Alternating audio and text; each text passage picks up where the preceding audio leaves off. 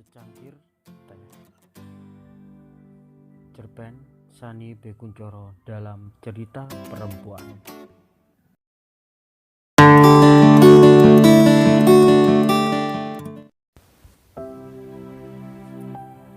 Apa yang bisa diharapkan dari secangkir teh? Seolah ada yang tak sederhana dari pertanyaan ini, seperti diucapkan oleh Hercule Poirot dalam Nuansa Redup Ruangan, ketika aroma remah kelopak melati melayang-layang. Ada sesuatu yang samar, seperti sedang atau telah terjadi, sesuatu yang oleh penggemar kisah misteri menjadi awal ketegangan. Ya, dengan kandungan yang terdiri dari katechin, kafein teh, antibiotik, dan entah apa lagi, maka diolah dengan cara apapun, pastilah gizi dalam teh bukan sesuatu yang sebanding dengan susu. Tapi nenekku berharap terlalu banyak. Dirasanya teh cukup layak untuk diposisikan sebagai pengganti susu. Maka hampir setiap subuh, untuk mengawali hari cerah atau tersaput mendung, yang dilakukan nenek pertama kali adalah menjerang air penyeduh teh. Sesudah itu baru dibukanya kandang ayam si Puri dan si Jago beserta anak-anaknya. Beberapa genggam jagung ditaburkan untuk sarapan ayam-ayam itu. Cukup sekali sehari.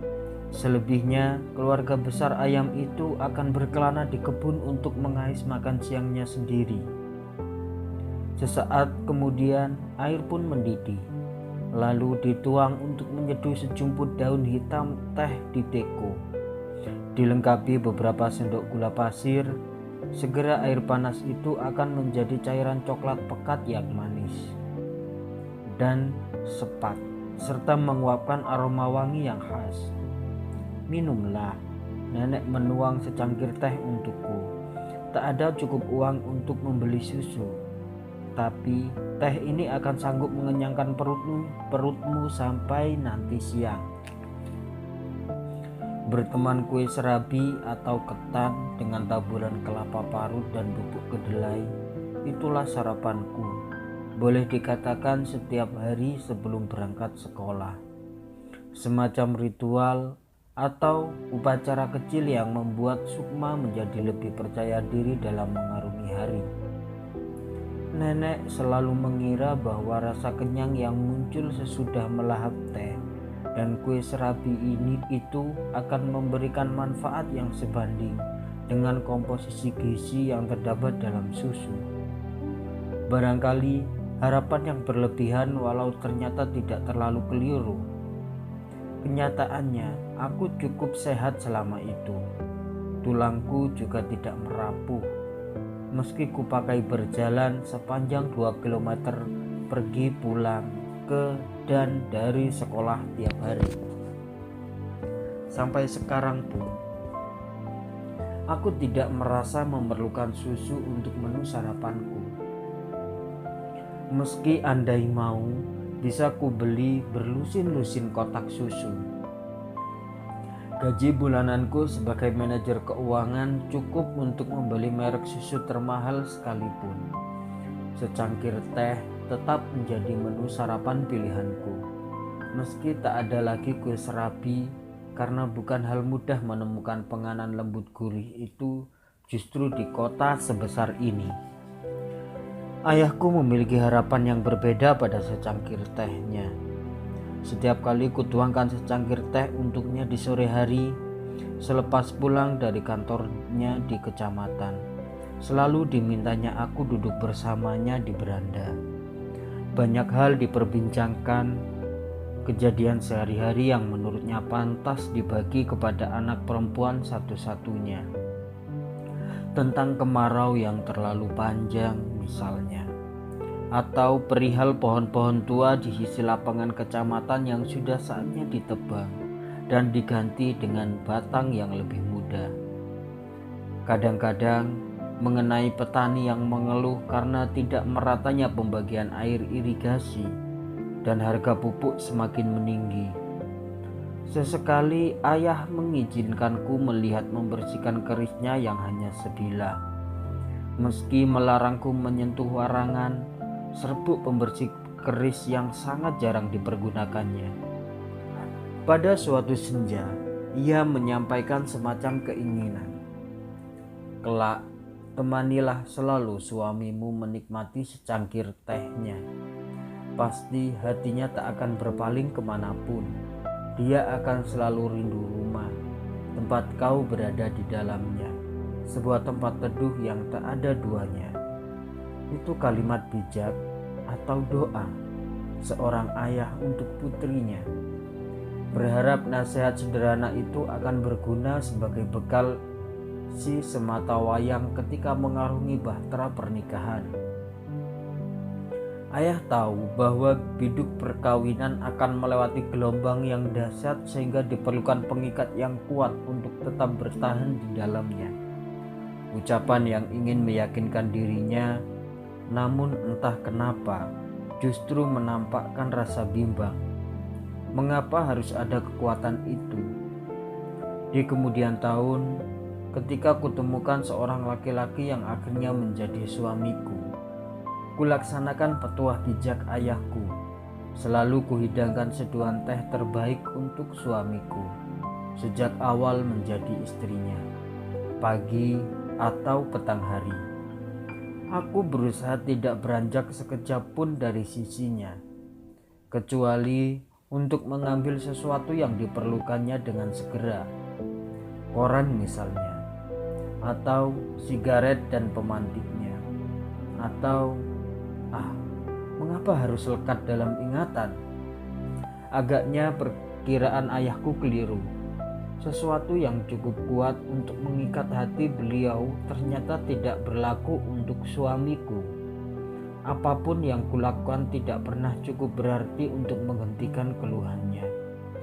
Juga ketika dengan sabar aku menunggunya menuntaskan hasrat biologisnya atas tubuhku.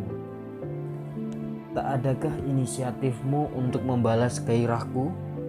Ini lebih mirip bercinta dengan sebatang pohon atau guling.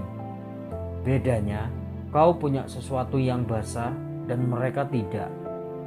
Ucapnya terengah menyudahi keliarannya. Lebih mirip bentakan setajam karat kelewang. Baiklah, tanpa kata-kata, aku mengaku keliru. Lalu kubaca banyak buku tentang hal-hal semacam itu. Juga bertanya pada teman-temanku. Aku bahkan berkonsultasi dengan pelatih kebugaran yang ku tahu sering mengajarkan senam tertentu pada para perempuan. Selanjutnya, mungkin aku pandai meliuk selentur balerina dalam keadaan berbaring. Kini aku dengan sedikit rasa was-was mulai pintar mengerang panjang, melenguh bagai sapi, sesuatu yang aku sendiri tak berminat mendengarnya. Apa yang kau lakukan? Kau begitu liar mirip kuda binal yang tak menemukan pejantan di musim kawin. Ini lebih mirip bercinta dengan pelacur. Bedanya, aku tak perlu membayarmu. Begitulah ungkapan reaksinya. Aku tak hendak mengingatnya. Sungguh, rasa malu itu memberangus sekaligus wajah dan perasaanku. Karena aku seperti memerankan seorang penari tayub yang kesurupan. Aku lebih wirang ketimbang yang kupikirkan. Untunglah masih kumiliki sisa-sisa kesabaran ayahku. Warisan yang aku syukuri dengan perasaan pedih. Aku kembali pada kesabaranku dan berpikir bahwa barangkali nasihat orang bijak tak selalu universal, melainkan hanya berlaku untuk orang dengan kebijakan yang setara. Suamiku rupanya memiliki kebijaksanaan yang berbeda. Ibuku juga memiliki harapan yang berbeda pada secangkir tehnya. Ibu tidak pernah menikmati teh hangat. Secangkir teh hangat yang dituangkan nenek untuknya setiap pagi selalu dibiarkannya menjadi dingin hingga tengah hari. lalu akan dicampurkannya dengan potongan es beku yang kemudian memunculkan titik-titik embun membasah di sekitar dinding cangkir. Selepas makan siang, akan direguknya dengan puas es teh itu. Dengan sekali teguk, biasanya teh dingin di cangkir itu langsung tandas. Itulah ibuku, selalu melakukan sesuatu dengan serba cepat namun terencana. Ia menyesap minuman tidak memerlukan menit, hingga cangkir atau gelasnya kosong. Namun untuk menyiapkan rasa nikmat tehnya, ia bersabar hingga tengah hari. Ia selalu merencanakan segala sesuatu dengan seksama, demi pencapaian sempurna yang menjadi tujuannya. Seperti yang selalu dilakukannya terhadapku. Sudah selesai belajarmu. Selesaikanlah siang ini sebelum pergi bermain. Nanti sore jangan lupa hidangkan teh untuk ayahmu. Gulanya sedikit saja. Mengapa bukan ibu yang menyeduh teh sore untuk ayah, seperti yang dilakukan ibu teman-temanku? Tanyaku suatu kali. Tidak ada waktu untuk itu. Sore hari ketika para karyawan pulang dari pabrik, maka kios ibu akan ramai pembeli. Dari mereka kita peroleh uang untuk membayar uang sekolahmu. Bukankah sudah ada uang ayah, gaji dari kecamatan? Sudah beruntung kalau gaji ayahmu cukup untuk makan 3 kali sehari. Itu pun cuma berlauk tempe tahu atau kerupuk. Tak ada yang tersisa untuk uang sekolahmu, bayar listrik, obat nenek. Sergah ibu dengan suara mulai ketus. Bila suara ibu mulai beranjak naik, maka nenek akan segera datang menuang teh di cangkir ibu. Ditambahkannya beberapa potong es batu dari termos. Segera, dingin es teh baru itu akan membasahi tenggorokan ibu dan merendahkan kembali nada suaranya yang meninggi. Lalu nenek akan mengisyaratkan aku untuk menjauh. Sebelum kutemukan kembali pertanyaan-pertanyaan lain yang bisa menyalakan kemarahan ibu. Karena hal itu akan membuat nenek memerlukan lebih banyak es teh untuk memadamkannya. Apa yang bisa diharapkan dari secangkir teh? Berbeda dengan nenek, ayah, dan ibu, aku menyimpan harapanku sendiri. Suatu hari, kulihat suamiku berkemas dengan sibuk. Akan kemanakah? Tanyaku. Seolah kulihat pertanda buruk pada kehidupanku. Ke suatu tempat, ada urusan penting.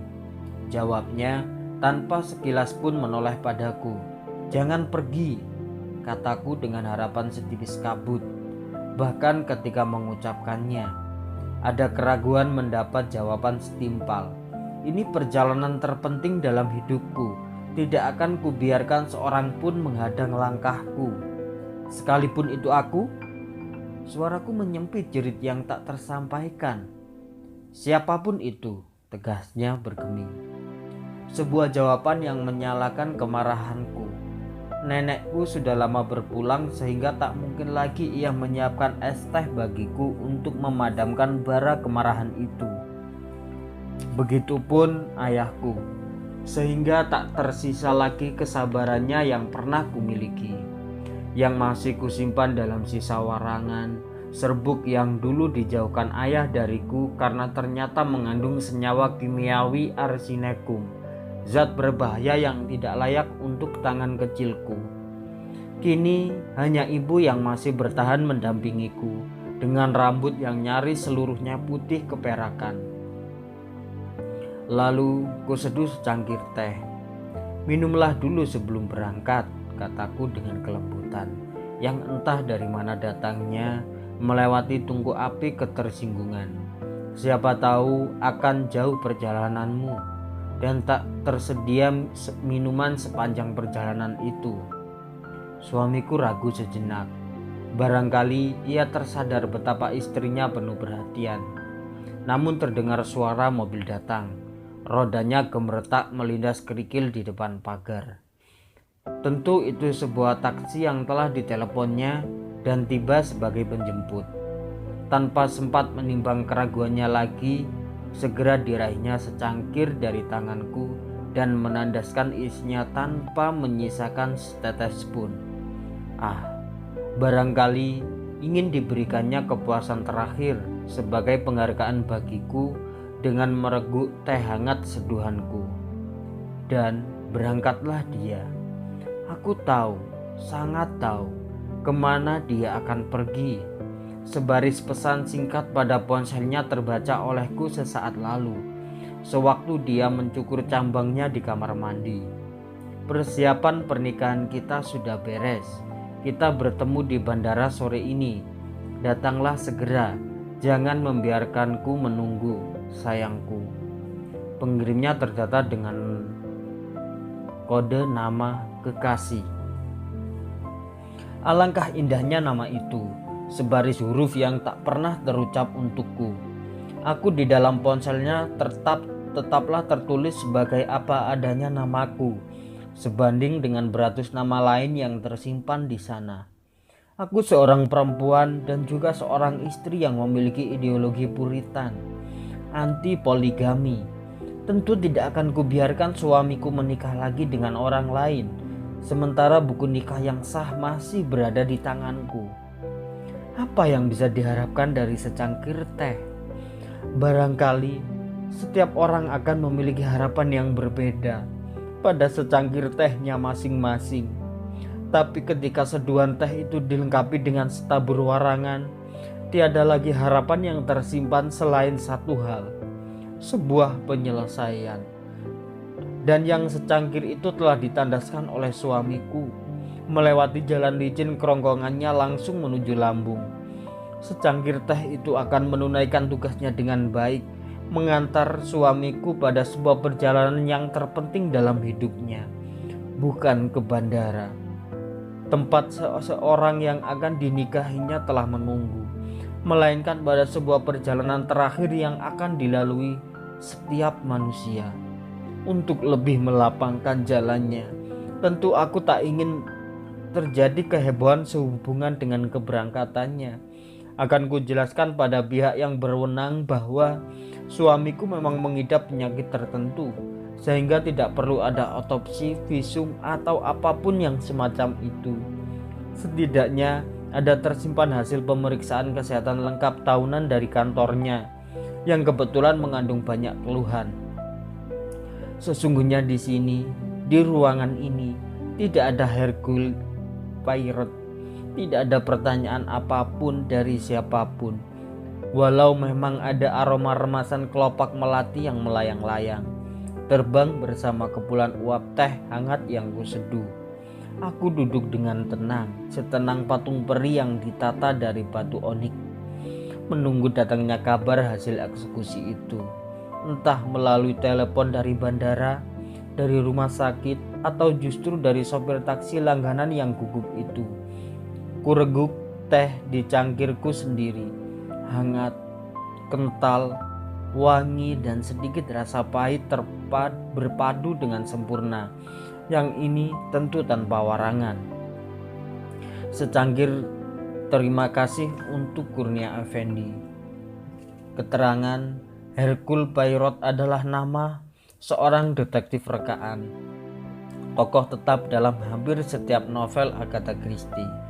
Warangan adalah zat kimia yang mengandung unsur arsenicum, biasanya dipergunakan untuk meningkatkan pamor keris.